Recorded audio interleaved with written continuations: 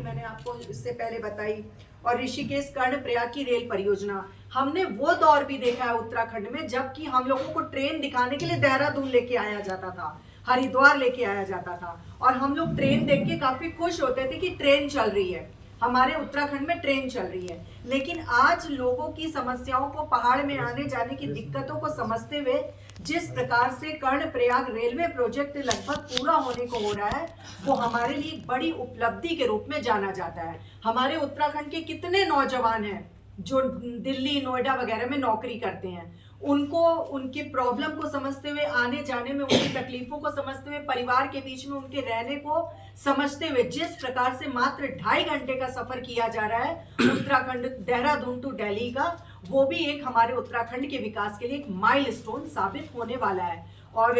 हिमालयी क्षेत्र में जिस प्रकार से हम लोगों को स्वरोजगार को बढ़ावा देने के लिए, मिलेट्स को बढ़ावा देने के लिए उत्तराखंड राज्य का जब आंदोलन हुआ था, तो आप सभी लोग उस समय होंगे, अधिकतम होंगे, कुछ बच्चे होंगे, कुछ बड़े हो गए होंगे, उनके माता पिता ने देखा होगा, तो एक नारा लगाया था हमने, कोदा झंगोरा खाएंगे लेकिन उत्तराखंड बनाएंगे।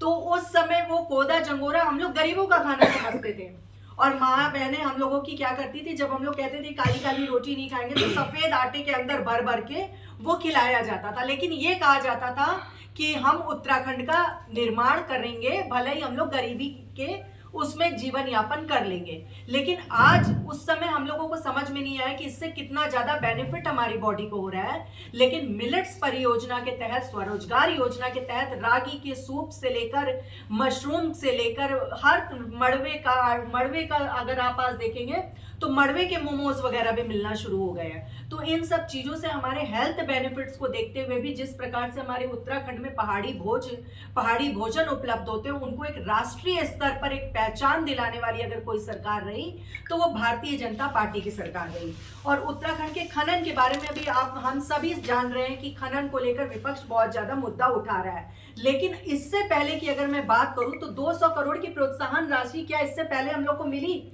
ये कहते हैं केंद्र सरकार और राज्य सरकार दोनों एक है, तो ये इन लोगों की आपसी मिली भगत है। इनसे कोई ये पूछे कि केंद्र सरकार और उत्तराखंड की सरकार को बने हुए अभी 2 साल थोड़ी हुए हैं, केंद्र में सरकार को इतने साल हो गए, राज्य में सरकार को इतने साल हो गए, तो प्रोत्साहन राशि अगर दिलवानी होती केंद्र से तो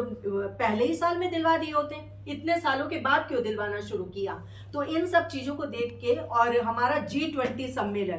G20 सम्मेलन में हम लोगों ने 1 लाख करोड़ के MOU साइन होने की बात कही थी, लेकिन इससे कहीं गुना ज्यादा MOU यहाँ पर साइन होता है, और 1 लाख करोड़ के करीब तो ग्राउंडिंग दिखना शुरू हो गई उधम सिंह नगर में और राज्य में, कि यहाँ पर अब ग्राउंडिंग शुरू हो रही है, यहाँ पे लोगों को रोजगार का साधन मिलेगा। पलायन में जिस तरीके से कमी देखने को मिली है, विगत वर्षों में आप देख रहे होंगे कि पलायन में निश्चित तौर पर कमी देखने को मिली है। जिस प्रकार से स्वरोजगार के जरिए लोगों को बढ़ावा देने का काम किया जा रहा है, ब्याज मुक्त ऋण दिया जा रहा है, उससे लोगों को काफी ज्यादा लाभ प्राप्त हो रहा है। प्रधानमंत्री ग्राम सड़क योजना, हम लोग जब घरों में रहते थे तो हम लोगों के घरों तक सड़क नहीं जाया करती थी, खच्चरों में पीठ पे लाद के इस तरीके से लोगों को गांव में पगडंडियों के रास्ते से लेके आया जाता था। मैं ही जब छोटी थी तो स्कूल जाने के लिए कच्चे रास्तों से जाया जाता था। लेकिन आज के समय में अगर आप देखेंगे तो हर घर के आगे आपको सड़क मिल रही है। तो ये केंद्र सरकार, राज्य सरकार की जिस प्रकार से उत्तराखंड को बढ़ावा देने की दिशा में कार्य हो रहा है, PMGSY जो इसका कार्य कर रहे हैं, उसमें भी काफी ज्यादा हम लोगों को आसानी रहने में प्राप्त हुई है। और प्रधानमंत्री आवास योजना, चाहे ग्रामीण हो चाहे शहरी हो, उसमें जिस प्रकार से इजाफा हुआ है, प्रधानमंत्री आवास योजना के तहत जिस प्रकार से लोगों को आवास मिला है, छत मिला है, वो भी एक बड़ी उपलब्धि के रूप में देखने को मिला है। और सबसे महत्वपूर्ण बात देखने वाली है अटल आयुष्मान योजना। अटल आयुष्मान योजना के तहत 5 लाख का जो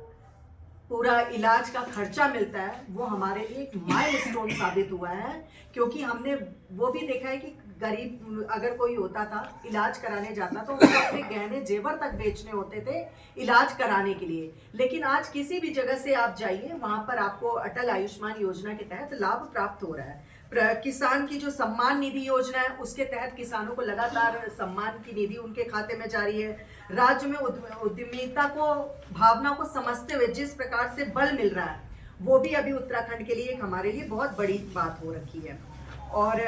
तकनीकी सुधार में हो, चाहे मत्स्य पालन में हो, चाहे बेस्ट एडवेंचर टूरिज्म में हो, उसमें भी हम लोगों को एक बहुत अच्छा साधन देखने को मिला है। अब आते हैं शीतकालीन यात्रा पर। जब हमारी चारों धाम की यात्रा संपन्न हो जाती है, उस समय ज्यादातर लोग देहरादून को या ऋषिकेश को या हरिद्वार को या रुड़की को आने शुरू हो जाते हैं, क्योंकि उनको उस तरफ कोई रोजगार का साधन इन 6 महीनों में प्राप्त नहीं होता है, क्योंकि उनका रोजगार का साधन तीर्थ यात्री है। क्योंकि उत्तराखंड की जो भौगोलिक परिक्षेत्र है, इसमें हमारे चारों धाम बसते हैं, इससे हमको काफी